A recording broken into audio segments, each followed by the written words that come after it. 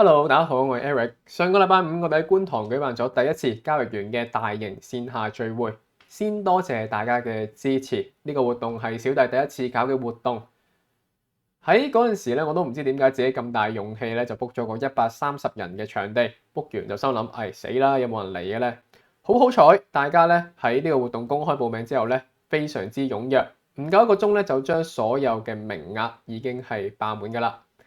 呢個活動係做咩嘅咧？就係講下我自己由零到全職交易嘅一個故事，亦都順手 kick off 咗咧一個未來香港我相信係第一個交易員線下咧嘅一個大型聚腳點。唔單止我哋可以做一啲大型嘅講座，喺同一層裏面亦都有一個鋪位咧，將會變成一個交易嘅圖書館。呢個圖書館你可以飲住杯靚嘅咖啡，然之後自己去睇一啲咧精選挑選過咧嘅一啲交易書籍，亦都可以同唔同嘅交易員互相交流。更加重要嘅咧就係你可以帶埋自己個電腦嚟，去用下一張我自己咧嘅 trading desk， 一個全職交易員嘅交易桌。好啦，先睇下當日嘅活動嘅花絮啊！當日咧我送咗份小禮物俾大家嘅，呢本咧係一本 trading journal， 由我自己去 design 嘅。當時 design 呢本 trading journal 咧，我嘅諗法就係，如果10年前我啱啱接觸交易，我能夠拎住呢本嘢，我相信我嘅交易路係會更加順暢。另外最重要嘅用途咧，就係影呢張相嘅時候咧，可以俾你遮住個樣。係啦，當日影相嘅時候提咗大家嘅，唔想出樣咧就遮住佢。咁啊，如果你冇遮到咧，咁你嘅靚仔靚女樣咧，你而家咧就可以睇翻啦。呢個活動咧，我想特別多謝一啲嘅朋友。其實我只係得10日時間去準備呢個活動，包括我啱啱拎到個場地做清潔、訂家私、砌櫃、買書、搬書，去準備份廣告，所有嘢咧係10日時間要做好晒嘅。好彩就係大家聽到有呢個活動嘅時候咧，都主動地提出一啲嘅協助。如果唔係呢個活動，我相信冇咁順暢，冇咁成功嘅。多謝朱老闆啦！一聽到我有活動咧，就自己 sponsor 咗一啲嘢食啦，亦都係仲要親手自己拎嚟啦。多謝 Alex、Irene 啦，雖然人唔到嚟得到，收咗咧小弟人生人咧第一扎花，係啦。都多謝 Alan 昌哥啦，幫我喺大西北咧搬幾百本嘅交易書籍出嚟。仲有阿 CYM 啦，我哋當日嘅專業嘅攝影師，係啦。如果冇佢咧，我哋都冇咁多花絮嘅相片。好啦，多謝到呢度先，係啊，仲有每一位我都好衷心感激大家嘅到來。咁咧，今日咧點解拍呢段片咧？就係因為呢一個嘅講座嘅內容咧，我相信我唔會再喺線下度講噶啦，亦都未必會再出現噶啦。所以如果你想重溫，又或者係可能你想報呢個活動，你又因為場地所限報唔到嘅話咧，咁啊希望可以俾大家去睇翻，係啦。咁啊好啦，事不宜遲啦，我哋就正式開始啦。嗱，我諗大部分嘅人咧應該都知我係做咩嘅，咁啊都俾1分鐘時間我簡單介紹下自己啊。我係 Eric，咁啊而家係個全職交易員，全職咗4年幾，接近5年嘅時間。全職之前咧，其實我係喺所謂嘅4大會計師樓裏邊翻工噶。咁啊當時翻工都係不務正業噶啦，一邊翻工就一邊做交易，仲要 office hour 嘅時候咧，我會靜靜雞咧咁樣出去參加啲交易比賽。其實樓上有一部分嘅人都知嘅，咁不過佢哋又冇炒我啦，咁我都唔知係好彩定唔好彩啦。全職交易之後，我試過咧用年幾嘅時間去環遊世界，一邊做交易一邊去旅行。2024年嘅時候，我公開咗自己一部分，我認為係最容易學識、最賺錢嘅策略。我希望可以集眾人之力一齊喺個市場上面揾機會，然後我哋翻嚟互相交換呢個情報，去槓桿我哋嘅時間。最重要嘅咧就係，其實呢個社群咧已經係成型噶啦。而家每一日咧，我哋都會見到10個、8個嘅交易機會。我哋係能夠揀最優質嗰個去做，亦都咧從來都唔會擔心，哎呀，今日 miss 咗個機會，聽日咧就要好辛苦再揾個下一個啦。冇㗎，因為機會只會多到我哋嘅資金係買唔晒。好啦，咁啊事不宜遲啦，講下今日嘅內容啦。第一 part 就係講我自己由0到1，由一個完全咩都唔識嘅小白變成一個全職交易員，可以用交易去維生嘅一個旅程。呢個旅程咧會分為4個 stage 㗎。第一個 stage 咧就係踏入交易大門。其實當年咧10年前咧，阿叔我學到交易係一個意外嚟嘅。當時我喺大學裏邊咧係主修會計，但係入咗去冇耐我就知自己讀唔掂，所以我決定 double major， 咁啊讀埋經濟啦，讀埋 economics 啦。亦都係呢個行為令我唔小心地 read 咗一個 course 叫做 Introduction of Technical Analysis， 即係技術分析入門課。呢一堂咧個老師係非常之趣致，第一堂一入嚟就同大家講錢咧，我唔係好在意噶啦。你話我聽幾時要幾多，咁我咧就可以喺市場上面賺噶啦。如果一個正常嘅學生見到個阿 Sir 咁串，第一個行為梗係 drop 咗佢啦。所以第二堂咧我就唔見咗一半嘅同學啦。第二堂呢個阿 Sir 再串啲，佢將自己一啲倉底咧嘅一啲書籍咧就拎出嚟話，同大家講我而家有本天書係啦，50蚊賣俾你。咁啊，好可惜咧就係冇人買啦。咁我亦都知道作為一個專業嘅大學生，要拎 A 咧，淨係讀書叻同埋勤力係冇用嘅，你仲要識擦鞋。咁啊，我同阿 Sir 玩心理戰啦。第一個 break 我唔會買，第二個 break 都唔會買，去到最後咧就嚟臨放學啦，見冇人買咧，我就衝出去買咗佢一本嘅書籍。好啦，去到第3堂嘅時候啦，係啦，阿 Sir 就同我哋講，其實咧你見到嗰份考試嘅評分準則咧，咁多項嘢咧，其實都冇乜意義嘅。我哋得一項咧，實質上咧係決定你個 grade 嘅咧，就係未來咧3個星期，我會教你所有嘅技術分析方法，然後你要喺全球任何一個市場揾一個資產話俾我聽，佢未來會升定係跌。如果你話佢升，佢真係升，咁你就會有機會攞 A。如果你話佢升，然之後佢跌咧，咁你係 PK 啦。咁啊，去到第3個星期，其實我都唔能夠 drop 個 course 噶啦，洗濕咗個頭嘅我咧，咁我就認認真真啦，坐喺大學嗰個 Bloomberg Terminal 嘅一個房裏邊咧，睇唔同地方嘅資產，2000幾隻港股，1000幾隻美股、台股、韓股、日股、馬來西亞股，加埋埋，我諗都差唔多睇咗1萬隻嘅資產噶啦。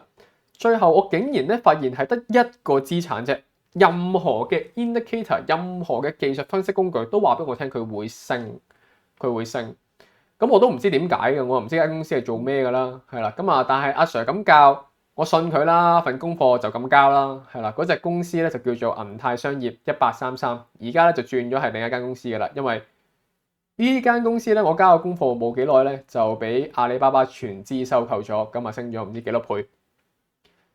之後咧，下一個星期咧上堂嘅時候，阿 Sir 就同好開心翻嚟同我哋講，你哋有一個同學咧令我咧賺咗7位數字。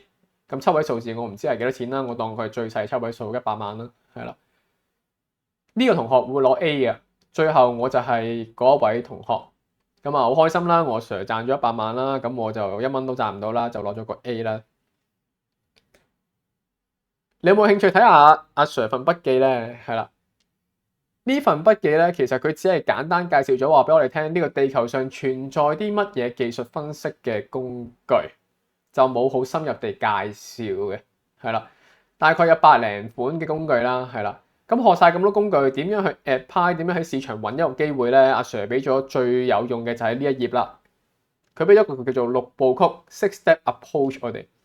好簡單咧，其實就係由大睇到細，先睇一個3至5年嘅大趨勢，然之後睇下呢隻股份咧係唔係隻週期股，週期理論唔 apply 到 apply 到嘅話，咁就話俾我聽。究竟呢隻股份處於週期嘅乜嘢嘅位置？然後我哋再睇一啲中期嘅圖表形態，舉例話雙頂、頭肩頂、旗形、三角形之類，任何我哋見到喺圖表上嘅形態。之後再睇近期咧嘅價格趨勢，即係舉個例，如果你見到佢係大型嘅一個牛市、大型嘅上升趨勢，而短期咧佢係一個回調、一個下跌嘅狀態，咁咪有機會係一個潛在嘅買入位咯。去到最後，我哋就睇咧最細嘅一個形態啦，就係陰陽燭形態，可能係由1日、2日、3日嘅陰陽燭咧組成嘅一啲陰陽燭形態，去幫助咧我哋決定最佳嘅買入點。去到最後啦，我哋就用任何一種技術指標啦，去 verify 翻我哋1至5步，淨係睇價格同成交量咧嘅一個結論，能唔能夠互相 confirm， 嘗試去客觀化技術分析呢一個嘅方法。咁啊，呢本嘢咧，未來咧係會放喺個交易圖書館度啦，所有嘅會員咧都可以嚟望下嘅。而我喺床下底抄翻呢一個 notes 出嚟咧，其實我唔係想話俾你聽阿 Sir 有幾勁，而係我想話俾你聽，你嘅起點比我當年好太多啦。阿 Sir 嘅6步曲咧係變成咗我而家用緊投機10步曲嘅頭3步。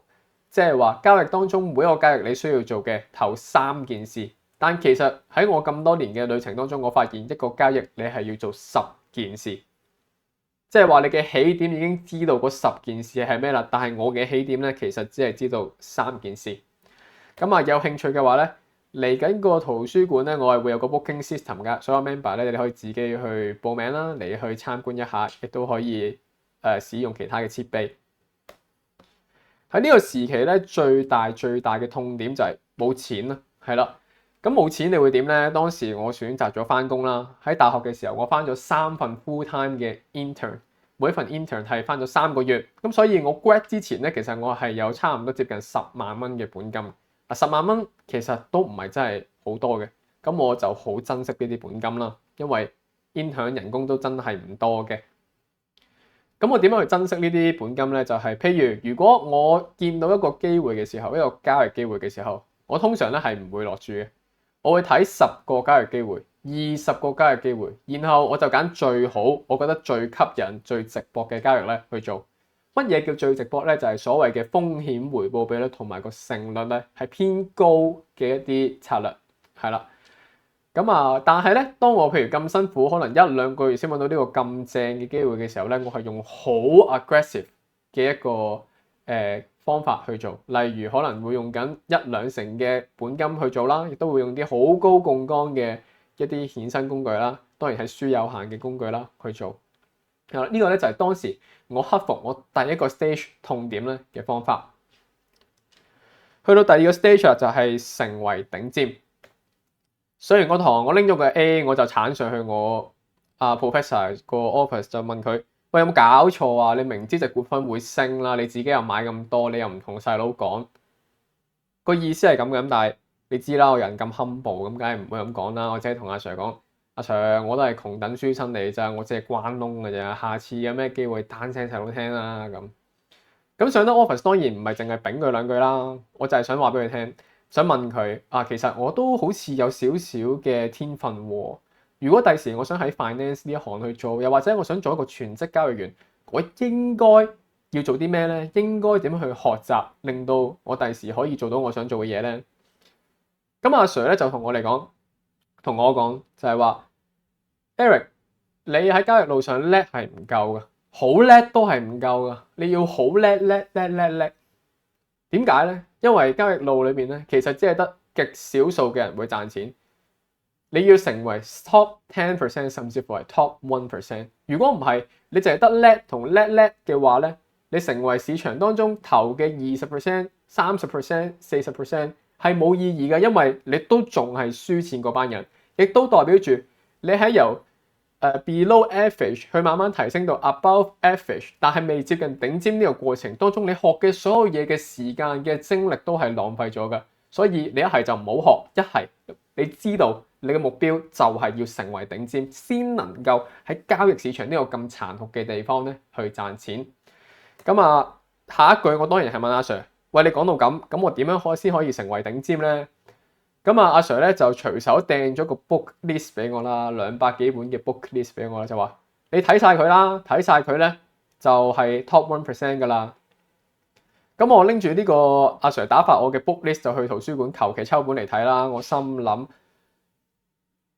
好開心啦，開頭就一見到第一本書，譬如呢一本啦，一拎起上手頂你1400頁純英文。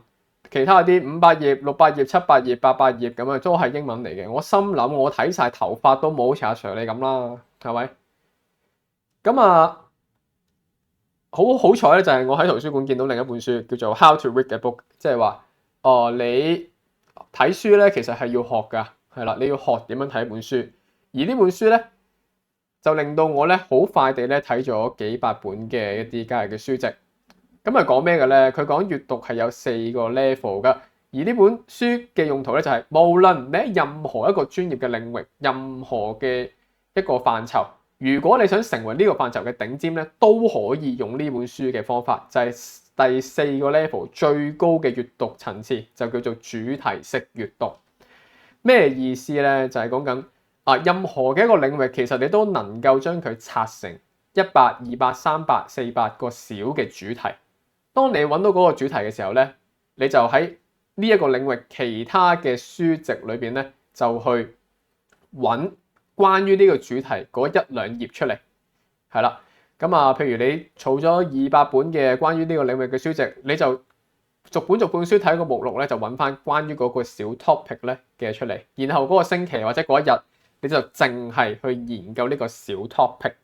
之後咧，你就要做一個結論啦，係啦。咁如果你重複呢個過程100次、200次咧，你就令到你自己咧喺呢一個範疇裏邊方方面面都成為最頂尖嘅人，係啦。舉個實例啊，就係例如紅色框框呢啲咧，就係喺技術分析當中嘅一啲 Bible 啦，或者我哋叫做一個記錄咗呢百幾年技術分析嘅歷史當中，我哋前人遺留落嚟嘅一啲技術分析工具。咁當然佢冇好詳盡嘅解釋，但係咧佢好似字典咁樣俾你揭開咧就見過晒，究竟呢百幾年嚟前人留低咗啲乜嘢俾我哋。咁啊，睇完嗰啲揾完呢啲小 topic，咪求其執一個出嚟，例如話技術分析嘅定義。好啦，咁唔同人可能有唔同嘅定義噶嘛，歷史上係啦，咁啊咪抽晒啲大師出嚟咯，係啦，究竟以前啲人點睇咧？呢個動作咧就有如你係揾咗50個、100個呢個領域最頂尖嘅人咧，同你一齊參加呢個討論。佢哋能夠喺唔同嘅方面、唔同嘅角度，用唔同嘅演繹方式話俾你聽，乜嘢係叫技術分析嘅定義，令到你對於呢個 topic 嘅了解咧係非常之全面，係啦。咁啊，只要我當時咧，其實大概花咗3年幾嘅時間去完成呢件事啦，200-300個 topic 咧就俾我做咗一次咁樣啦。咁嗰陣時我就覺得自己應該係成為精英啦，係啦，應該好勁啦咁樣。個痛點咧就係呢個時候咧，其實我好難揾到朋友同我傾偈嘅，因為當我遇到一啲交易上嘅問題，或者係一啲技術上我睇唔明嘅嘢咧，你去問朋友，朋友就連你條問題都唔知講咩。最後咧就會變成我係一個 lecturer 去解釋俾佢聽咩交易點解可以賺到錢，係啦。呢個時期嘅痛點咧，我係點樣克服嘅咧？就係唔緊要，朋友答我唔到啫，前人一定經歷過嘅交易路咧都大同小異嘅，係啦。我經歷過嘅問題，前人一定經歷過，我就翻呢個書櫃裏邊去問啊前人，你哋點解決㗎？係啦。咁啊好彩就係我可以自己揾到答案，但亦都唔好彩嘅地方咧，就係其實呢個過程係非常之漫長，亦都唔係咁多人能夠克服得到。好啦，去到第3個 stage 啦。第3個 stage 就係喂，講到自己咁把炮，喺少林寺練咗10年8年武功，覺得咁勁，一個死僆仔就梗係落山挑機啦，揾人隻抽啦，係咪？咁所以咧，我就呢個時候咧，我知自己覺得自己好勁嘅，咁但係我唔知係咪真係咁勁，定係因為我未見過啲勁人就以為自己好勁咧，所以我就參加咗唔同嘅交易比賽。第一個交易比賽都係一個真人 show 嘅比賽，就由策略王去舉辦㗎啦，叫《卵神的誕生》啦。喺呢個比賽咧，其實好多人就係喺呢度咧開始認識我嘅。當時係2019年係啦。如果你係呢個時候認識我嘅話咧，其實你哋係見證住我嘅由0到1，由我當時一無所有變成一個能夠以交易為生嘅一個人。喺呢個比賽裏邊咧，我遇到個人生當中好重要嘅朋友Alan Tai。咁啊，佢係大家應該係識佢叫紅磡索羅斯啦，叫索索啦咁啊。佢應該係呢個交易界裏邊最靚仔嘅一個交易員嚟㗎啦，係啦。咁啊，你唔同意可以喺下面留言區咧踢翻佢嘅，話唔同意咁都 OK 嘅，係啦。喺呢個比賽當中咧。Alan 咧見到我啦，係啦，佢見到我1變4、4變12咁炒，即係咩意思咧？就係我譬如攞1萬蚊嘅本金去做交易，攞啲好高槓桿，例如係末日期權去做交易，咁一係就輸1萬啦，一係可能係贏1萬嘅倍數啦。咁你當我好彩贏1萬變4萬嘅時候咧，我係唔會 take 任何 profit 嘅，我係會將呢4萬放落下一個交易。咁點解咁做咧？因為當時咧其實我係冇輸過。即係我參加第一個比賽之前，我係冇輸過咁滯，係啦。咁啊，既然冇輸過，咪就算我用啲咁 aggressive 嘅一啲資金管理方案都冇事咯。咁但係 Alan 就同我講：喂，阿僆仔，你咁做會死嘅喎，係啦。點解啊？點解會死啊？佢話其實你就好似我當年咧未死之前啦，就係大家都好準嘅，係啦。咁但係佢就試過同我一樣，就係覺得自己好準，將所有錢咧就當晒係 margin 咁樣去搭落去，利搭利咁去賺錢，點知瞓醒就變成冇晒，係啦，甚至乎係 negative 嘅一個 balance，負數嘅一個 balance。咁啊，我聽到阿 Alan 呢個血淋淋嘅例子嘅時候咧，咁啊係真係可能會死嘅喎，係啦，都好多謝佢去提醒咗我啦，係啦，佢令到我知道資金管理啦、風險管理咧嘅重要性係有幾多。當時我阿 Sir 咧其實就淨係俾咗個矛我啦，即係話佢教我點喺市場上面賺錢，但係 Alan 咧就俾咗個盾我，除咗賺錢之外咧，你仲要識保護你嘅錢。Alan 咧嗰陣時我好記得佢嘅，佢咧周圍同人哋講咧 ，Eric 你嘅技術真係好勁，真係勁，唔係勁過我而家，唔係勁過我當時同你同一個歲數，係勁過我而家喎。咪前咪後佢都周圍同人講。然後佢就靜靜雞咧，就同我講咗句係喎，咁但係點解你賺錢少過我嘅？都幾串嘅，Alan 其實係幾串。咁但係佢嘅意思係咩咧？佢嘅意思係因為我嘅風險管理做得唔好，而令到我嘅資金曲線係好大嘅波動。即係話舉個例，我去到差唔多可能100萬嘅時候咧，第二日可能變成70萬，再下一日變成50萬。咁我由50萬再去翻我頂峰100萬嘅時間咧，就會令到我資金增長嘅速度慢咗好多。係啦，嗰陣我仲問 Alan 啦，係啦，如果我都想好似你咁樣做一個全職交易員啊，你會有啲咩建議俾我咧？佢就同我講，嗱咁樣啦，你俾一個目標自己，如果連續12個月都正回報嘅話，你先諗交易啦。甚至乎，如果你能夠生存牛熊市，生存一個完整嘅週期。如果一個週期你咁樣 keep 住去做交易，你都唔死咧，你應該係冇 top 1% 都 top 10% 㗎啦。咁啊，參加完第一個比賽之後咧，其實我都唔知自己得唔得啦，係啦，因為嗰個比賽係 group 咁樣炒嘅，group 咁樣炒嘅，就即係好多時候係俾我去決定買入點係咩啦。而 Alan 最勁咧就係佢去揾一個明確嘅止損位，係啦。去管理風險，咁啊 Alan 決定止損啦，而目標價咧就由主持去決定。咁最後竟然我哋又贏到喎，係啦，又真係贏到喎。咁由於呢個比賽係分工嘅，咁我都真係唔知自己係唔係真係咁有料。咁所以我之後就再參加另一個比賽，就由 Money Tap 啦，即係我要做苦工度舉辦㗎啦。呢個比賽就好彩啦，係贏咗個冠軍啦，亦都識到好多唔同交易嘅朋友。其實呢個比賽咧個難度，我覺得比第一個比賽更難嘅原因就係所有嘅對手咧都係交易員嚟嘅，大家都好清楚大家嘅思維係啦，做嘅行為、交易行為都好相似，好相似嘅係啦。咁啊不過係咯，好彩啦，咁亦都贏咗呢個比賽。其實咧，我參加呢兩個比賽之前咧，我仲參加過一個由華盛舉辦嘅比賽嘅，嗰陣時好似1000零人參加咁上下。咁但係咧贏咗之後咧，佢就咁咧俾咗個紅包我，即係俾咗個獎品我咧就算啦，係啦。咁所以嗱，如果華盛你有朋友見到嘅話咧，翻去同你老細講，2018年呢一個 ID 368818嘅人咧，係啦，佢贏咗個冠軍，你撐佢一個獎牌。咁啊，呢個公司咧，我有繼續用佢嘅原因就係咧個 number 太靚啦，應該幾難揾到呢個 number 嘅，所以我就 keep 咗佢喺度。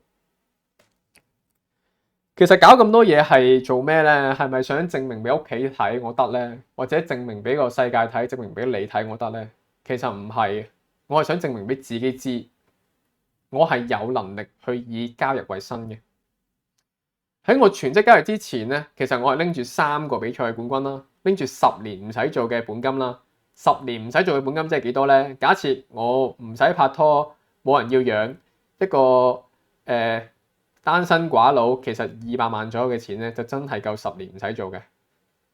然後我亦都拎住36個月正回報嘅戰績啦。正回報嘅意思係1蚊正數都當你係賺，係啦。咁其實又唔係啲咩好犀利嘅戰績嚟嘅。咁但係都係俾自己一個好好嘅一個未來交易生涯當中一個自信嘅來源。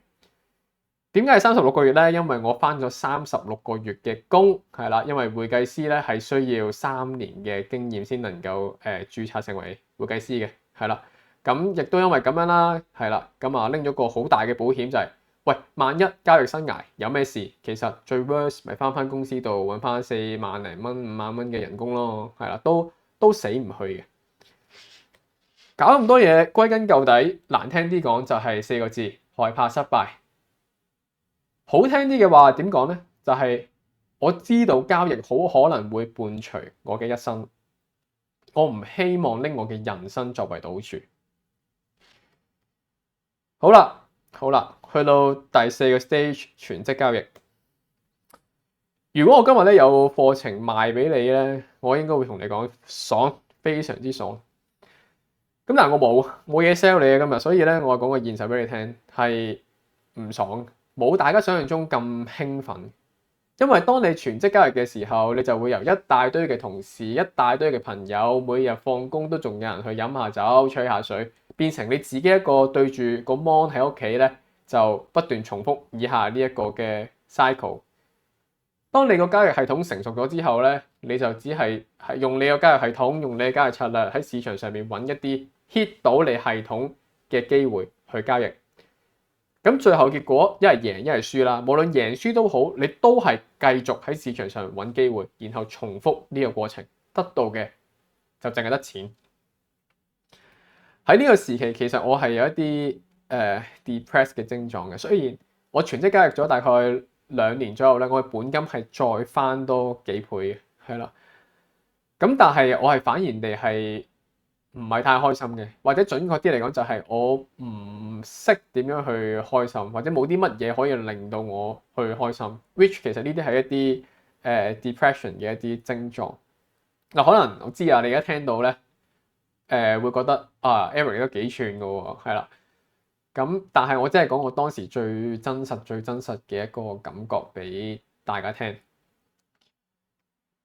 咁啊嗰陣時其實我喺 Facebook 都可能放過下負啊，或者同身邊嘅朋友講過呢一個嘅問題。咁有啲朋友覺得我好串啦，就心諗搞錯啊咁串。有啲朋友可能就真係真心為我啦，咁去唔同嘅人都 suggest 過我，就係其實你唔開心嘅原因就係呢個香港俾我哋嘅一個枷鎖，無形嘅枷鎖，或者俾我哋嘅教育話俾我哋聽，唯一嘅目標就係賺錢，係啦。咁啊，如果我哋放眼世界，其實冇乜人咧係會以賺錢為人生目標嘅，除咗香港之外，係啦。所以呢啲朋友就同我講，不如咁啦 ，Eric，你有時間有錢，不如去個世界望下其他人嘅生活、其他人嘅選擇、其他人嘅目標，咁可能你會有一啲啟發咧。所以咧，我就出發咗去旅行啦。其實我只係買咗張單程機票去咗土耳其咁樣，之後就不斷去呢個國家嘅側邊嘅鄰近嘅前後左右嘅東南西北其中一個國家啦。咁去下就去咗年幾嘅時間。呢個旅程當中咧，所有危險嘅活動咧，我都玩過晒咁滯㗎啦，係啦，即係保險話唔包嗰啲都玩過晒。喺呢個旅行當中咧，我遇到好多嘅經歷，好多俾到啟發我嘅人。我遇過一個法國嘅女仔啦，佢係做 reception， 同我差唔多大。咁啊，佢去咗50幾個國家同我講。咁我就問佢：喂，點解你冇學歷冇錢，仲要做 reception？ 你係能夠去到50幾個國家嘅咧？佢同我講，因為唔同嘅國家其實都好多時有啲短期嘅合約。因為佢哋當地嘅節日啦，或者啲 peak 嘅 season 啦，可能要請你1個禮拜、1個月咁樣，咁係包食宿同埋包個好少嘅薪金。佢就用住呢個方法咧，就去咗咁多個國家咧度去工作啦，做 reception 啦，然後就用少少嘅錢咧去遊歷當地嘅國家。which 其實好多香港人咧嘅畢生夢想就係環遊世界，但其實唔使啊，你唔使做一世做到60歲得返錢冇精力嘅時候去做嘅。呢一個喺一個法國嘅女仔就話俾我聽，你想做呢家就可以去做噶啦。亦都我曾經遇過一個瑞典嘅男仔啦，佢19歲嗰陣時係我搭喺Stockholm 去瑞典最北嘅一個地方睇極光嘅時候咧，就4個男仔孖鋪咧喺個車廂裏邊咧係搭10幾個鐘嘅火車去。呢個火車咧19歲嘅僆仔同我哋講咧，佢唔使做噶啦，因為佢咧註冊咗個專利，就係咧一個2餸飯嘅夾同埋2餸飯個夾個架，令到嗰個夾咧唔會跌咗落啲嘢食度，變成好污糟黐入粒咁樣。當佢註冊咗呢個專利之後咧，就賣咗俾政府，政府就 distribute 咗落去其他好多嘅大中小學唔同嘅機構啦。咁佢咧就淨係收 royalty 已經可以退休。而隔離嗰個人咧就再同我講：哇！呢個僆仔你唔知佢幾勁啊！其實佢係瑞典咧唔知國家定係邊一個 U 幾多嘅一個職業嘅球手嚟嘅，係啦，曲棍球手嚟。即係話人哋其實19歲已經可以有一個方法去 pursue 佢自己嗰個夢想。仲有一個阿婆我好記得㗎，當我去咗一年旅行，最尾嘅一個地點咧就係去南極。南極上船之前咧，我喺 Osweier 就一個 hostel 裏邊咧遇到一個阿婆。呢個阿婆咧係好老㗎啦。我問佢你幾歲啊？佢話90。咁話90，我下一句就問佢點解你90歲得自己一個人去旅行嘅？阿婆話佢呢一世人咧，將所有嘅時間奉獻咗俾屋企，奉獻咗俾個公司，奉獻咗俾個老闆，但從來都未試過為自己去活一次。而家佢知自己都時日無多啦，佢希望用翻剩低嘅時間去做自己想做嘅事，所以佢話死之前佢都唔會翻屋企噶啦。然後呢個阿婆就問我：Young Man，你嘅夢想係咩啊？我未答啦，阿婆就話：無論你嘅夢想係咩都好啦，你而家年輕，你想做嘅話，而家去做啦。呢個阿婆其實係 push 咗我一下。喺呢個旅行當中，我冇揾到新嘅人生目標，但我多咗好多時間去同自己對話，單獨去去傾偈，同自己傾偈。雖然我揾唔到個新嘅人生目標，但我認清咗自己想做啲咩。其實我一直都好想去建立一個交易社群，因為喺交易路上其實遇到嘅痛點好多。能夠令我成為一個全職交易員，其實因為好多嘅貴人幫助過我。咁啊，當我有少少能力嘅時候咧，我都希望可以做翻啲嘢，貢獻翻呢一個嘅交易界裏邊。咁但係你話創立一個交易社群啊，談何容易咧？得我一個人，其實個成功率真係好低好低。咁就係因為我一直都覺得呢件事好難去做到啦，咁所以就冇去做咯。就係因為驚失敗，所以冇去做咯。咁但係喺南極船上面，我就諗啦，因為嗰10幾日係冇 WiFi，乜都冇嘅。你可以俾幾千蚊就可以買啦。咁我冇買到啦。南極船上面我就諗，阿婆你講得啱，其實最後都係死㗎啦。如果冇嘢輸嘅情況下，或者輸得起，咁點解唔試一次咧？成功唔成功又點啫？有咩所謂啫？咁所以我就喺南極船上面咧，我喺我自己30幾個策略裏邊，我抽咗7個唔同類型嘅策略。係啦，我決定將佢公開佢。咁有啲人會問點解你唔包裝佢做課程啦？咁但係我就而家可以話你聽啦，就個目標唔係咁。我希望我將呢啲策略公開之後咧，教識一班人，我哋一齊喺市場上邊揾機會。好似我當年阿 Sir 咁樣教識我哋，然之後佢一個機會就可以賺7位數字。係啦，嗰陣時我就試下啦。咁上半年我就 online share 咗呢個策略出嚟啦，喺一個網上嘅 Discord 群組咧，就好似阿 Sir 對功課咁樣咧，去幫助大家糾正，睇下你哋喺市場上面揾嘅機會咧係正確定唔正確。然後下半年咧我就翻咗嚟香港啦，咁我花咗好多時間去見大家。我每一日咧嘅早午晚3餐咧都可能同大家食嘅。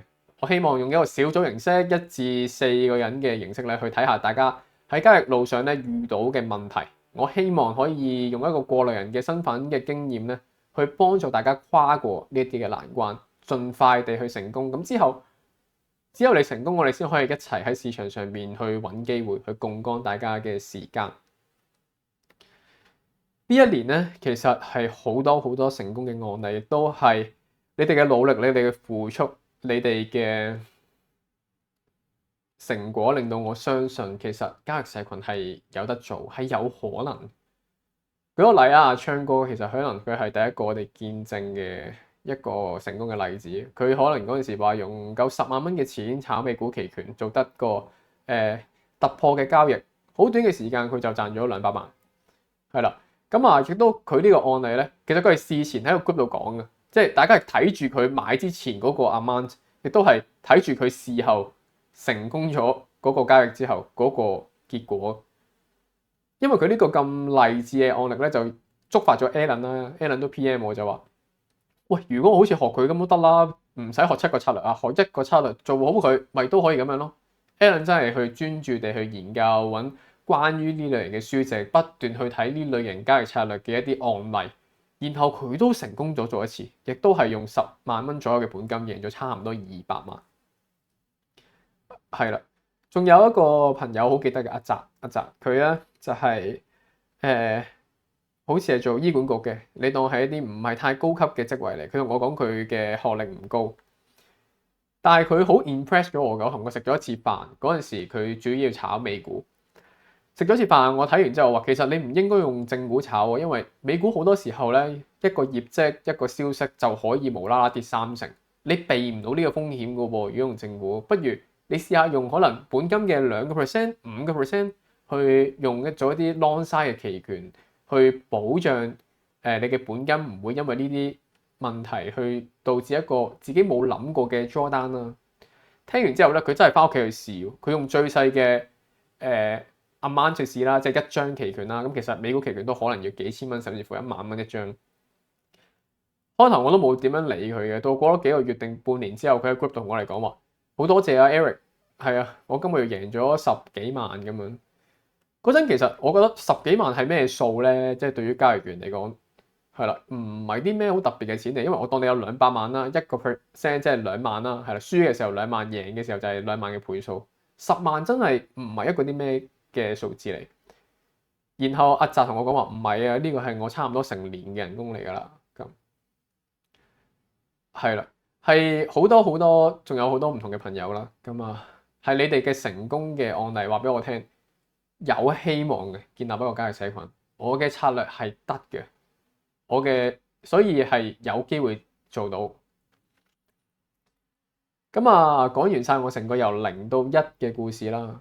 嗱，如果我可以搭時光機翻去10年前嘅話，咁我會做啲咩呢？我會同當時19歲嘅我去講啲咩呢？令到我成條路行得更順暢呢？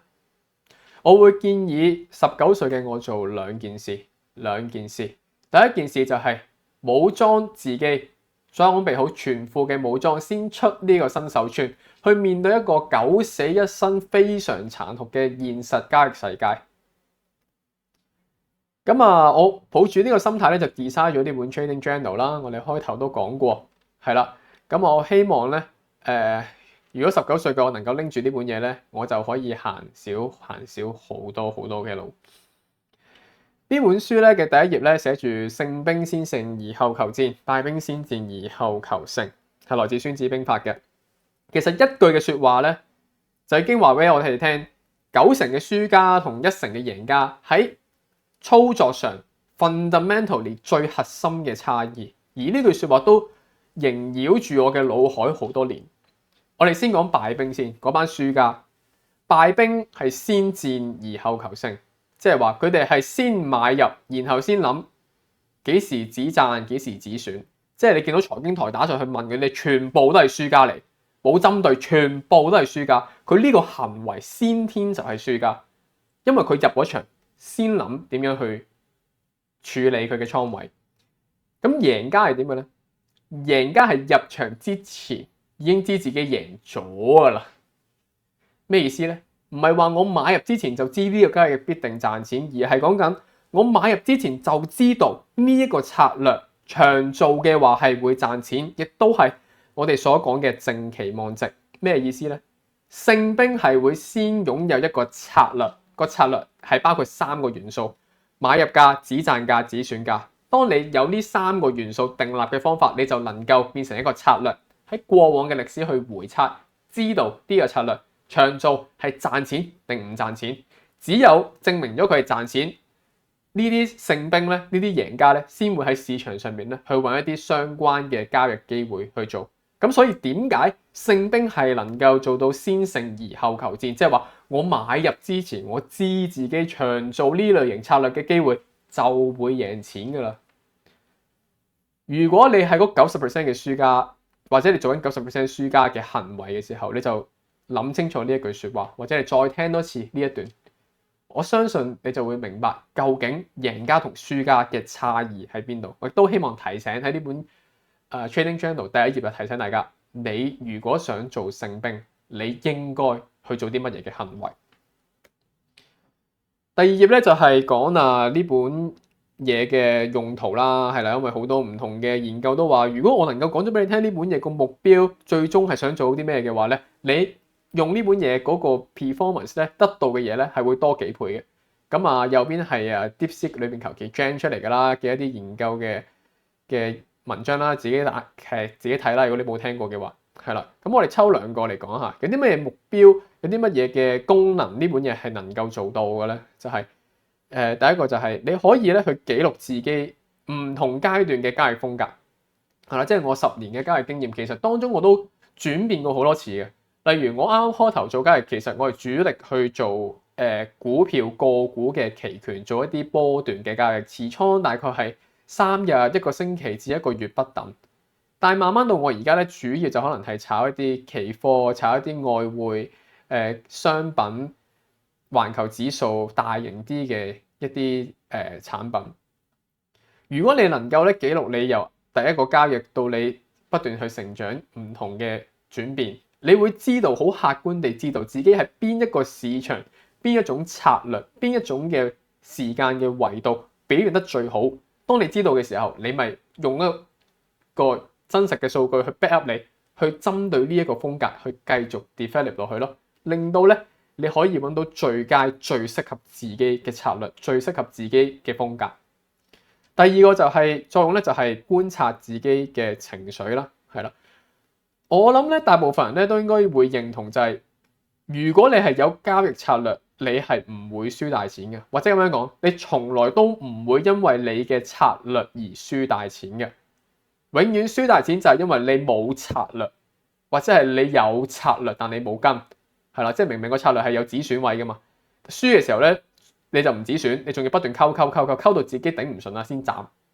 如果你係有策略有跟個策略，你咪輸第一注止損咗咪冇事咯，係啦。所以有策略係唔會令你死嘅，只不過咧係你唔跟個策略先死。而點解你唔跟策略就係因為我哋人係一個有情緒嘅動物。如果你能夠觀察自己嘅情緒，譬如而家好緊張、好亢奮嘅時候，你咪去睇下自己個行為有冇因為情緒而影響咯。情緒佢永遠都存在，你點樣都阻止唔到佢噶啦。但係你能夠阻止因為情緒而做到一啲咧唔合理、唔應該去做嘅行為。咁呢啲仲有其他啦，咁你自己去睇啦。我哋繼續講落去。呢本嘢係點 design 嘅咧？係啦，頭一個 step 咧，我會係為你準備好個尖矛，即係一個賺錢嘅方法。係啦，頭先交易風格我哋講咗啦，另外咧就係關於 playbook，咁一陣都會再講多啲嘅。係啦，第二個 step 咧就係除咗尖矛之外，你仲要有個盾，即係你識賺錢，仲要識保護你嘅錢，包括係資金管理同埋一啲交易守則上咧去保障。最後最重要嘅就係一個地方就係我哋去記錄一啲咧事前事後嘅交易，每10個交易咧就做一次 review， 去令到我哋支矛同盾咧不斷能夠持續地 upgrade， 將我哋呢個交易係一個專業。專業咩意思？就係我哋能夠將經驗有效累積。喺呢個交易世界，你生存得越耐，你嘅能力會係越高，就係呢個原因。咁呢個 step 3、step 4咧，其實就係為咗咧去將我哋嘅優勢同普通嘅人不斷擴大嘅一個 system。好啦，先講第一步先啦。第一步就係 playbook 嗰邊咧，其實就係一個交易策略。每一個交易策略咧，就係按住一個市場嘅規律咧去 develop 出嚟嘅。即係話咩係市場規律啊？舉個例就係我哋知道人類係有情緒，情緒係有週期。如果你能夠判斷佢哋嘅情緒係乜嘢嘅位置，咁你就能夠預測到好可能下一個情緒嘅階段係乜嘢，亦都估到佢哋呢班市場嘅參與者相應嘅交易行為，係啦。咁呢一啲嘅規律咧，會喺價格圖表上邊咧去呈現啦，亦都可以利用呢啲規律去 develop 呢啲咧嘅交易策略。上年嘅話，我公開咗7個策略，有6個咧已經寫咗好耐，大家都開始自己能夠去用咧喺市場上面去揾到一啲機會噶啦。咁啊，你只要揀翻一個咧適合你嘅策略去咧填翻我呢個 playbook。咁你之後咧就淨係做翻一啲你睇得明啦、認識得清楚啦嘅一啲交易策略。好，第二個咧就係做盾啦，係啦，有矛之後梗係有盾啦。我哋細細個咧，譬如中學、小學或者而家大個咗出嚟面對法律咧都好咧，其實邊啲規則咧，我哋冇辦法去決定守定唔守，或者係守邊啲唔守邊啲嘅。咁但係交易世界好可愛，你係可以選擇自己想去守啲乜嘢規矩，唔守啲咩規矩。咁我將自己40條嘅交易守則係分享過啦，大家喺Patreon 裏邊嘅區都會揾到啦，係啦。亦都我俾到好多一啲以前過往歷史嘅大師，譬如Jesus Livermore 啊，譬如Gans 啊，譬如外匯嘅一個大師啊，叫咩咧 ？BRE 唔記得佢個名，因為唔係英文嚟，係啦，你可以去睇下啦。加埋係有200-300條嘅交易守則去俾你去參考。其實我覺得20零條就夠噶啦。不過你要自己揀一啲你心悅誠服、甘心甘願去遵守嘅規矩填落去，係啦。咁我會建議你用鉛筆去填嘅，咁啊就將你認為需要守嘅交易守則，認為呢啲守則係能夠保護到你，可以喺呢個咁荊棘滿途嘅一個交易生涯裏邊，能夠令到你開開心心、跳跳扎扎、茁壯咁成長嘅一啲規律，你就寫落去啦。呢啲守則。另外就係資金管理。我明白咧，當大家去到成年嘅時候，其實好多財政上嘅問題係會壓垮咗自己嘅。咁啊，無論你係乜嘢嘅階段，我相信如果你有 planning 去管理你自己嘅收入、你自己嘅資金嘅話咧，你仍然係能夠咧去達到你嘅目標嘅。咁呢一個咧就係資金管理啦，係啦，你可以自己望下，其實唔難明嘅，就係每個月你嘅收入幾多 percent 係攞嚟做基礎嘅生活開支，最多剩低幾多 percent 去撥入投機倉，又或者係有一啲錢係攞嚟做一啲長期投資，可能一啲小朋友嘅教育基金等等。做好個 planning，跟住佢去做，你嘅目標咧就會比你冇 planning 亂咁去做咧更容易、更可能達得到噶啦。好啦，然後咧滿足咗前期嘅矛同盾準備好之後咧，我哋就落個真實嘅世界去試下啦。你可以真實地交易啦，或者你可以做 paper trade 咁樣都冇問題嘅，係啦。咁就係入場位、離場位，入場之前填一頁，離場之後填一頁。呢兩頁咧係會重複10次，然後咧我哋會有一次 review。我將你人生當中可以錯嘅嘢咧都放晒呢度噶啦。咁但係如果你有新嘅錯嘅咧，你可以嘗試寫喺度，再話我聽。我都想知究竟仲有啲咩可以錯咧？因為呢本嘢咧，呢幾頁咧，其實唔係完全由我去諗出嚟嘅憑空，我係參閱咗好多唔同交易心理學嘅大師，又或者係一啲交易嘅訓練員，一啲外國好強去 train 一啲機構投資者嘅一啲 trainer，佢哋當中嘅著作裏邊嘅一啲方法，包括係點樣去關注自己當下嘅情緒，防止個情緒做啲唔理性嘅行為，又或者係事後究竟有啲乜嘢嘅可能嘅錯處導致我哋輸錢咧？係啦，去 design 出嚟嘅。咁啊，你見我咧都好不保留地公開俾大家睇啦，因為點解我咁做咧？我相信大家拎住呢本嘢翻屋企，甚至乎你而家見到呢一個個 PDF 咧，我都喺Patreon 裏面你都可以隨便 download，係啦。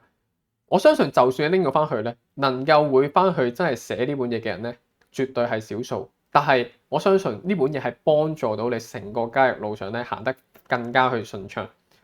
當你有咗呢本嘢，你翻到屋企，你決定做定唔做係你嘅選擇。你想成為贏家定係繼續係一個輸家去貢獻啲錢俾贏家？呢個係選擇，呢個係選擇。當你知道之後，咁啊，你做唔做其實唔太關我事嘅。咁我希望一啲有志真心想去學習交易嘅人，佢哋係會有一個正確嘅途徑去學習，佢哋能夠喺一個交易路上成功嘅速度更加去快。咁啊，所以會用嘅人，我會幫助佢嗱。咁佢唔用嘅，咁唔緊要嘅，佢都係繼續嗰班90% 嘅一個市場嘅輸家。好啦，第二件事咧，如果翻19歲，我會同阿僆仔講咧，就係你應該要加入一個高質嘅交易社群。咁但係好可惜就係，就算我翻到去同佢講都冇意義啊，因為當時淨係得 X 圖啊、X 燈啊、X gram 啊一啲去賣 signal 啊，又或者係叫大家衝啊，衝完之後翻嚟又喊啊，或者耶耶耶啊嘅一啲 group 啫嘛，根本就冇一個高質嘅交易社群俾大家去互相交流策略上點樣去研究，點樣去改進，點樣去用呢啲策略一齊喺市場上面揾一啲機會，認真地去做好風險管理。根本就冇，甚至乎到而家都好少。咁冇唔緊要嘅，咁就我可以創一個啊，係咪？有啲朋友出嚟食飯嘅時候都會問我：喂 Eric，你搞咁多嘢做乜啫？即係你又可以有錢環遊世界，你自己又可以 sustain 到 financially，或者你要賺錢點解你唔開班咧？係咪？一個人2萬，100個人就200萬啦，係嘛？點解你唔開班？點解你要搞咁多嘢咧？譬如搞一個社群，你而家收人哋得300蚊咁樣，咁有鬼用咩？係啦，我嘅答案咧係因為我認為我成個交易嘅路係非常之順暢。唔知大家聽完頭先由零到一嘅故事，你有啲乜嘢嘅感覺？我自己覺得喺準備今日嘅講稿嘅時候，我會覺得我嘅交易生涯係幸運到有啲唔能夠想像喺每一個 critical point 咧，其實都有一個貴人去俾我遇到，去幫助提醒我兩句，推一推，令到我有方法去跨過呢一個嘅難關。我嘅開頭有個好好嘅老師啦，當我唔知自己唔識風險管理嘅時候，有阿 Alan 去幫助我啦。當我人生冇目標嘅時候，亦都有阿婆去推一推我啦。喺我成個過程當中，開心唔開心，起起伏伏都有唔同遇過嘅交易員陪伴我去成長。我相信我能夠有咁幸運嘅經歷，係因為喺我嚟到呢個世上之前，好多嘅人將呢一份善意一直傳遞落去，而導致喺我嚟到呢個世上嘅時候，我有咁幸運嘅一個經歷。咁所以，我認為如果我有少少嘅能力去貢獻翻嘅時候，我應該將呢份善意去傳落去，令到更加多嘅人會遇到呢啲好人嘅好事、好人好事，甚至乎係一啲好運嘅運氣傳落去。好啦，咁講到咁大啦，其實我都仲係收緊啲其他嘅交易員啊 member 去3嚿水啦。咁點解會咁做咧？其實呢一個 model 就好似我當年阿 Sir 咁教識咗你，然之後咧就等你去揾個機會，然後係掂嘅，我唔使收你錢啦，我自己落注咪得咯，係嘛？一個交易嘅機會其實都可能係6位數、7位數嘅利潤。既然係咁，咁我使咩收你咁貴嘅學費啫？係咪？倒不如我好平咁樣留低你喺度，我哋一齊去揾機會，令到幾百個人一齊揾機會，每人咧就只係做幾1%嘅嘢，即係有相同嘅結果啦嘛。係啦，亦都更加重要就係其他嘅導師可能係開個班俾你，你識定唔識佢都收你錢㗎啦，one off 㗎啫嘛。係啦，咁佢冇咩責任去令到你一定要學識㗎。但係我唔同喎，如果我呢個 model 就係你學唔識，我就賺唔到6位數、7位數㗎啦。我係好積極地需要你學識，我哋嘅利益係同一個目標嘅，係啦。咁所以你會見到我點解會花咁多時間親自地去約大家去食飯，甚至乎你約我嘅時候，我係去埋你屋企樓下，用咗大半年嘅時間見咗差唔多200位嘅朋友。我相信你唔會見到任何一個咧嘅其他嘅所謂嘅財經專家、財經導師咁樣去做。我做呢個行為係因為我想你成功，我都覺得好多人佢哋喺交易路上咧，曾經輸過大錢或者卡住個難關好耐，唔係因為佢唔夠叻啊，只係因為冇人話俾佢聽一條正確嘅路去點樣去行。我好彩有人話俾我聽，咁我希望將呢一個嘅信息、呢個知識繼續傳遞落去。好啦，咁啊講到咁樣啦，既然冇一個好嘅社群，咁建立嘅時候有啲乜嘢目標去做咧？最重要嘅呢個社群嘅目的咧，喺我眼中咧就係去共享交易機會，即係我哋一齊去用呢啲策略去喺市場上揾機會，然後我哋翻嚟呢個群組互相去 share。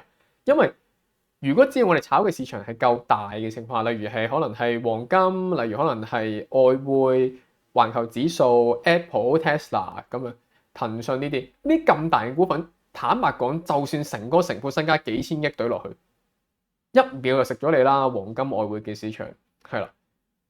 即係話個方法教咗你，係唔會令到呢個方法冇用，係啦。咁如果係咁嘅話，咁點解你揾到機會唔翻嚟去 share？咁你又可以同時睇到其他人嘅交易機會咧？係啦，時間又用少咗，潛在得到嘅利益又會多咗，何樂而不為咧？呢個係我希望做到最重要，成個交易社群咧要做到嘅事。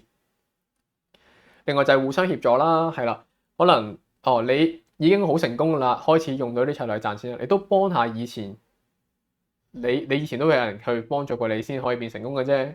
到你成功嘅時候，你咪幫助翻啲可能初學者或者係 middle 遇到一啲難關嘅人，咪提佢兩句，醒佢兩句咯，係啦。因為當佢成功嘅時候，佢都能夠幫手喺市場上一齊揾機會，最後都係節省咗大家嘅時間，亦都想希望消除交易上嘅一啲痛點啦。舉個例就係交易員真係好孤獨嘅。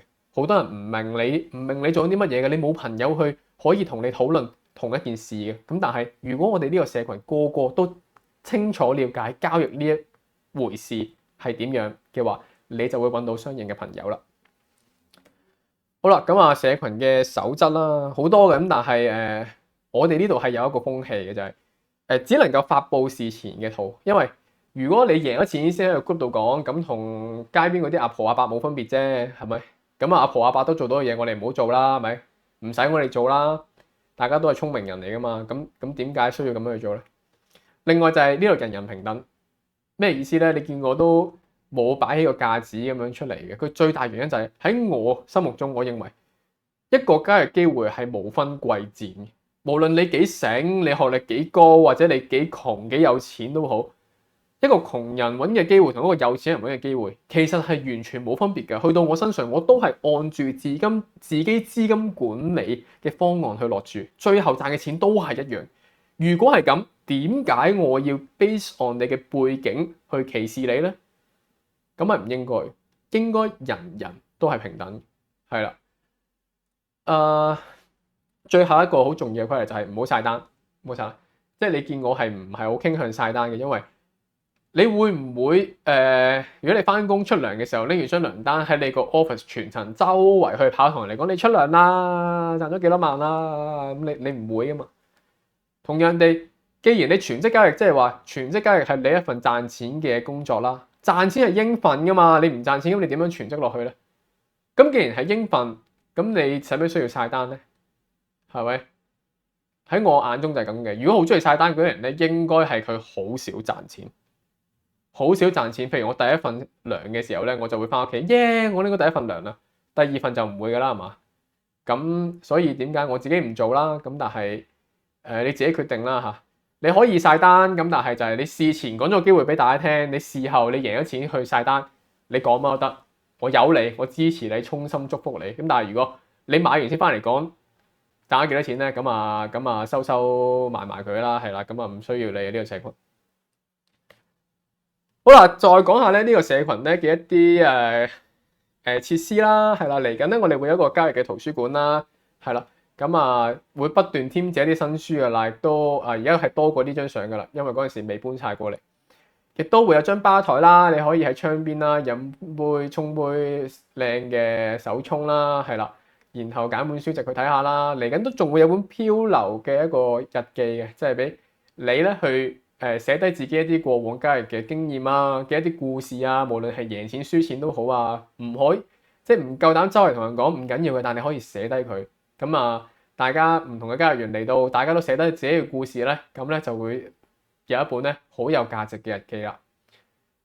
咁亦都可以記住帶你個電腦嚟啦，係啦，呢度有 HDMI 線有成㗎啦，有插電㗎啦，你又可以自己去試下用我張 Trading Desk 係啦。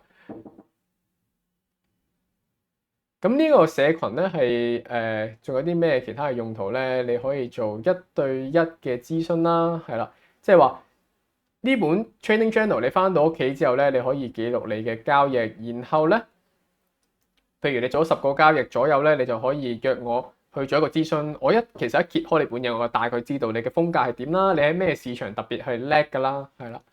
咁嘅情況下咧，我可以俾一啲我過往嘅經驗嘅一啲 suggestion 你，亦都如果我係幫唔到你嘅，但係我睇咗咁多本書，咁多個以前一啲基金經理成功失敗嘅案例，我相信佢哋遇過嘅經歷一定有人同你好相似，我可以建議你去睇呢一類型嘅書籍。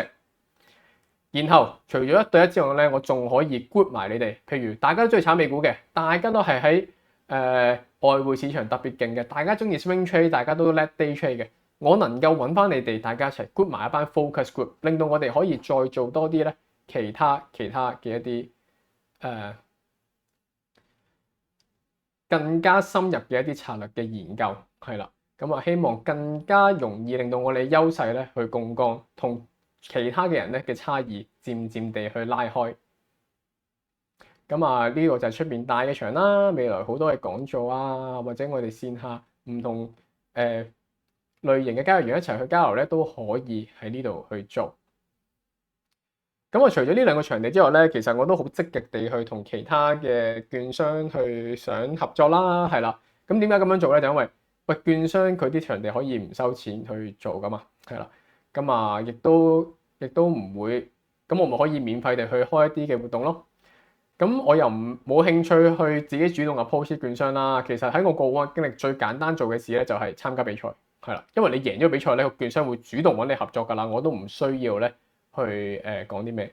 好彩贏咗第1個禮拜冠軍啦。咁但係其實咧，我最尾咧係爆倉嘅，因為第2名嗰條友咧就去到尾2日咧，佢追得好貼，而我就知道咧，如果我唔喺嗰一日咧去做交易嘅話咧，咁我咧就應該會變成第2名㗎啦，係啦。咁最後咧就因為時間有限啦，我賭飛龍數據，咁我就輸咗。喺我眼中咧，第2同第尾咧係冇分別嘅，因為一個比賽就得1個贏家嘅啫。喺我眼中，得冠軍係贏家，亞軍就輸咗俾冠軍，所以係啦，我就好 aggressive 咁啊輸咗啦。咁唔緊要，其實真係唔緊要，係啦。好笑咧就係我最後都入到決賽喎。咁點解咧？就因為呢度啦有一個人啦，好靚仔嘅。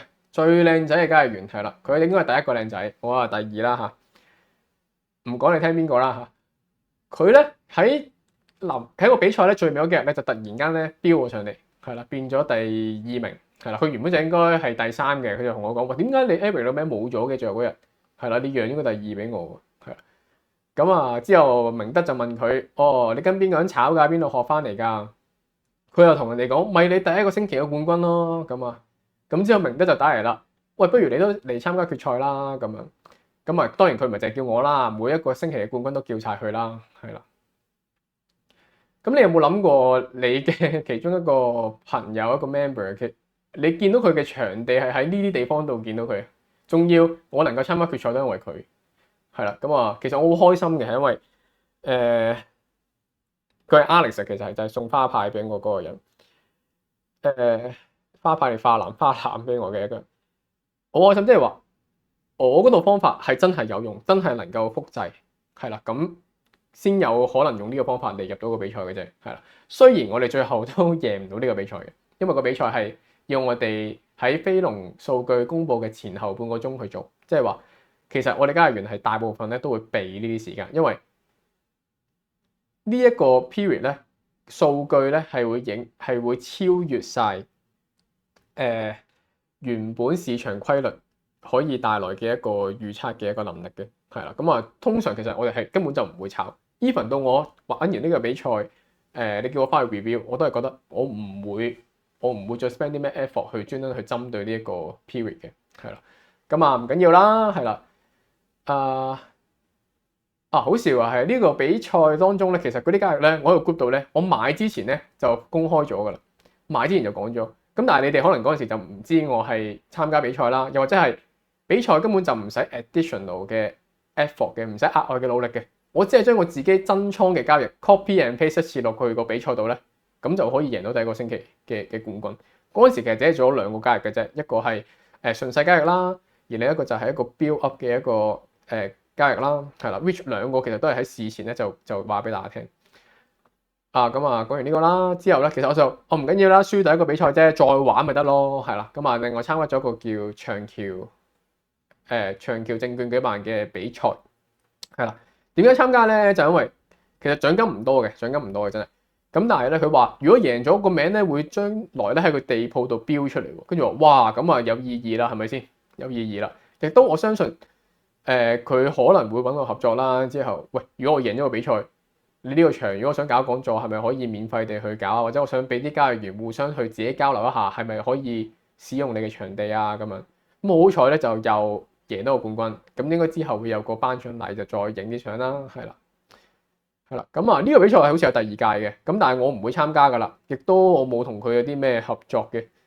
咁但係咧，我係會出席咧佢第2季嘅一個 kick off 嘅 ceremony 嘅，係啦。佢邀請我去做分享啦，點解贏咗第一啊？咁樣係啦。咁你有興趣你就自己去佢 Facebook page 度揾條報名 link 啦。你當如果你有興趣想嚟見下我，咁你就見啦嚇。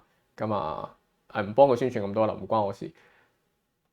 好，咁我哋個講座咧去到呢度咧，去到最後啦。咁就我諗好多人咧，其實係有啲人朋友係2019年已經睇我，咁即係其實你哋見證住我全職交易由0去到1。咁我都希望可以見到大家見證我哋今次唔係我啦，係我哋呢一個交易社群嘅由0到1。好啦，咁呢個分享咧就完啦。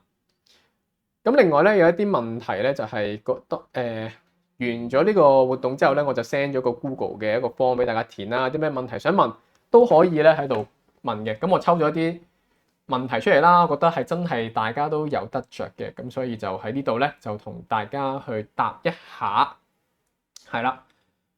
睇下呢條問題先。好幸運有人捏住自己未必係呢個料，有冇機會俾 Eric 手把手去培訓成為由0到1嘅交易員？呢個係絕對有嘅，絕對有嘅，因為嚟緊咧，你可以約我1對1嘅一個 consult 就得啦。我亦都會可以有好多嘅線下活動，俾相同交易風格嘅人咧去互相去聯繫啦，係啦。咁我係同出邊有啲唔同嘅分別咧，就係我係容許你哋互相去傾偈嘅，亦都好希望大家互相分享嘅策略嘅。我唔 care 你會唔會用其他出邊嘅策略，或者係將我嘅策略公開俾其他人睇，冇所謂嘅，係真係冇所謂。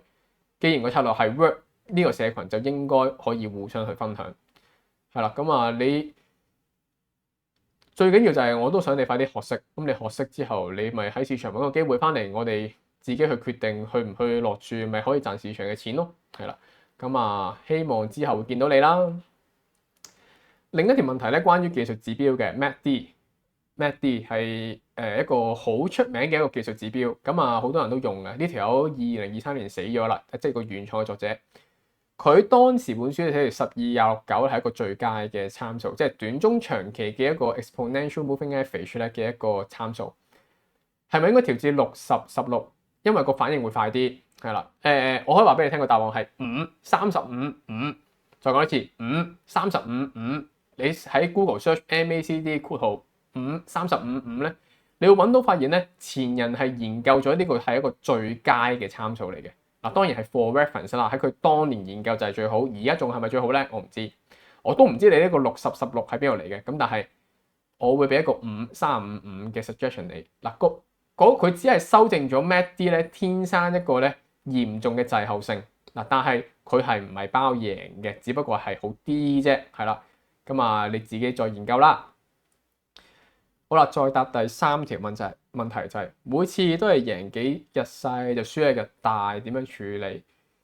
其實最明顯嘅問題就係你冇做好風險管理，或者你冇一啲交易守則去克服呢件事。我自己咧係當日咧，如果連輸2個交易咧，我會停手嘅，我會停1至3日賽嘅，之後先再去做交易嘅，係啦。咁所以我從來都唔會話有一日輸好大嘅，因為每一個交易咧，我係有固定嘅一個 percentage 去 fix 死咗，輸嘅時候就輸可能 0.5%、1% 咁樣，連輸兩個交易都係輸1至2% 啫，咁啊唔會大嘅。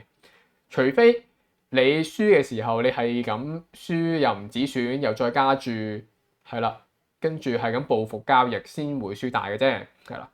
贏少即係贏錢嘅時候咧，贏勢就好合理嘅。大部分嘅人咧都係贏少少就急住走，驚由贏到輸啊嘛，呢個係人性嚟嘅，係啦。輸嘅時候就唔肯走，咁啊係咁加注，係咁報復就會輸大。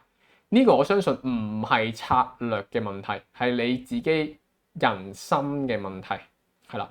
咁如果你有翻個既定嘅策略，亦都開始關注自己嘅情緒咧，我相信你係可以改善到嘅。咁啊，記住用我當日送俾你嗰份禮物啦。最後就係如何提高勝率，我可以話俾你聽，勝率係唔需要提高嘅。咩意思咧？地表最強環球交易比賽最勁嘅冠軍，好多人都話俾你聽，佢嘅勝率係得30至50%。再講多次係30至50%，which 我自己都係喺介乎45至55呢個 range，係 depends on 咧你用緊啲乜嘢嘅策略嘅，係啦。咁點解？譬如我而家攞一半嚟做例子啊，點解我哋得50% 勝率都賺到錢咧？係因為贏嘅時候我哋會贏幾倍，輸嘅時候就係輸1，係啦。因為我哋有止損位嘅，係啦，亦都有呢啲衍生工具去協助去管理呢啲風險嘅。輸嘅時候咪輸一個 R 咯，即係一個 risk 咯。一個 risk 你可以定，譬如係1% of 你嘅資金或者2% of 你嘅資金啦，係啦。咁所以如果贏嘅時候，你可能做風險回報率係1:3，贏嘅時候你就贏。譬如我假設啦，你輸嘅時候會輸1萬，贏嘅時候你就會贏3萬。咁贏3萬輸1萬，贏3萬輸1萬，做4個交易之後，即使你嘅勝率係50%，你仍然係贏緊4萬，係啦。呢個咧就係點解交易員能夠賺錢嘅原因。我哋睇嘅唔係勝率，我哋睇嘅係勝率乘以風險回報率得出嘅期望值高與低。我哋係睇期望值 expected value 嘅高定低，係啦。